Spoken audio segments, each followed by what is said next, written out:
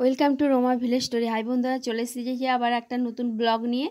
আর দেখো এখানে হচ্ছে দুটো নারকলের খোলা কেটে নিচ্ছি। নারকল যে শুকিয়ে গেছে সেইগুলো নারকলগুলো কেটে নিচ্ছি, জ্বালনি কাজে ব্যবহার হয়ে যাবে। জ্বালনে জাল দেবো। আর একটু দেখো রোদ বেরিয়েছে, তো মাথায় একটু রোদ লাগলে সত্যি আমার মাথাটা কেমন হয়, সেই জন্য মাথায় চাপা দিয়ে আর দেখো নারকলের খোলাগুলো কেটে চলে এসেছি।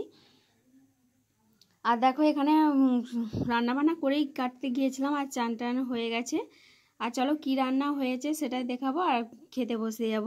দেখো এখানে রান্না করেছি, দেখো বেগুন ভাজা করেছি, আর এইটা একটা সবজি করেছি, বেগুন আলু বিম কড়াই সিম দিয়ে একটা মাখা মাখা তরকারি করেছি, আর এদিকে মাছের ঝাল করেছি দিয়ে সব খাবার নিয়ে বসে গেছি। এই দিয়ে খাওয়া দাওয়া হয়ে যাবে। চলো খাওয়া দাওয়াটা সেরে নিই। আর দেখো খাওয়া দাওয়া করে আর মিষ্টি ছিল, গুড়ের মিষ্টি, আর গুড়ের মিষ্টি খেতে সত্যিই খুব ভালো লাগে। আগে ছেলেকে আর তোমাদের দাদাভাইকে একটু খাইয়ে দিচ্ছি, ওরা বলছে দাও, আর হাত করবো না, খাইয়ে দাও বলে খাইয়ে দিচ্ছি। খাওয়া দাওয়ার পরে একটু মিষ্টি খেলে ভালো লাগে।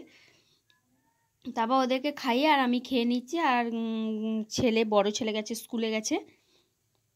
তারপর এই খেয়ে একটু একটু রেস্ট নিয়ে নেবো, তারপরে যাব একটু বাগানের দিকে চলে যাব।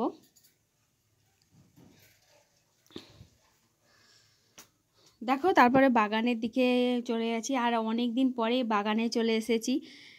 বাগানে এসে দেখি গাছগুলো এত সুন্দর হয়েছে, সত্যি মনের মতন বাগান তৈরি হয়ে গেছে।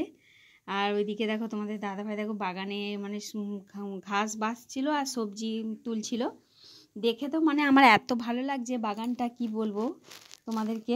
সেই ছোট ছোট গাছ লাগিয়ে গিয়েছিলাম, এত বাগানটা অনেক দিন বাগানে আসছিলাম নি। আর দেখো বিটগুলো বড় বড় হয়ে গেছে, ওই বিট তুলছে, কিছু বিট তুলছে। আর ওইদিকে ওলকপিগুলোও বড় হয়ে গেছে। এই দেখো বিটগুলো দেখে দেখো এত ভালো লাগছে, সুন্দর লাগছে। কাদের এরকম বিট হয়েছে, বিট গাছ হয়েছে কমেন্টসে জানাবে। আর দেখো ওলকপি আর বিট তোলা হয়ে গেছে। চলো এইগুলো নিয়েই বাড়ি চলে যাচ্ছি। আর ওতে তুলেছে কিছু কড়াই শাক তুলেছিল, পালং শাক কড়াই শাক, আর এইগুলো নিয়ে আসে ঘাটে ধুতে হয়। কিছু ধনে পাতাও আছে, সব ধুয়ে নিচ্ছে, ওইগুলো ধুয়ে ধুয়ে রাখতে হয়। কিছু সবজি হচ্ছে দোকানে নিয়ে যাবে, আর বিট আর ওলকপিটাও একটু জলে ডুবিয়ে নিচ্ছি, ওইটাকেও ডুবিয়ে নিব। এগুলো নিয়ে যাব আমার বাবার বাড়িতে যাব, সেখানেই নিয়ে যাব এগুলো। আর সন্ধেবেলার জন্য দেখো একটা ফাটা ওলকপিটা নিয়ে যায়নি দোকানে, ওইটা রয়ে গেছে। ফেটে গেলে রসে ওলকপি ফেটে যায় থাকলে বেশি দিন। আর এখানে দেখো আমরা যে ফুলকপির ডাঁটা যে ফেলি দিই, নষ্ট করি, সেই ফুলকপির ডাঁটা দিয়েই আজকে আমি রেসিপি বানাবো। ওই ডাঁটাগুলোকে শুকনো শুকনো করে চচ্চড়ি করলে কিন্তু খুবই ভালো লাগে। ওর জন্য আমি একটু আলু আর বেগুন কেটে নিয়েছিলাম, আর ডাঁটাগুলো কাটা হয়ে গেছে। দেখো এখানে তরকারিটা বসিয়ে দিয়েছি, তরকারি কিন্তু একদম রেডি হয়ে গেছে। এই তরকারি দিয়ে মুড়ি বা রুটি খেতে খুবই ভালো লাগে এই ডাঁটার তরকারি। আর দেখো এখানে তরকারি তো হয়েই গেছে। আর এখানে দেখো জায়েদের একটু লাউ দুধ দিয়ে গেছে। লাউ দুধ খেতে খুবই ভালো লাগে, তবে আমার ছেলেদের অতটা ভালো লাগেনি, কিন্তু আমার লাউ দুধ খেতে খুব ভালো লাগে, দিয়ে গেছে। তারপর আমি খেয়ে দেখছি লাউ দুধটা খুব ভালোই হয়েছিল, ওরাও খেয়েছে একটু একটু করে।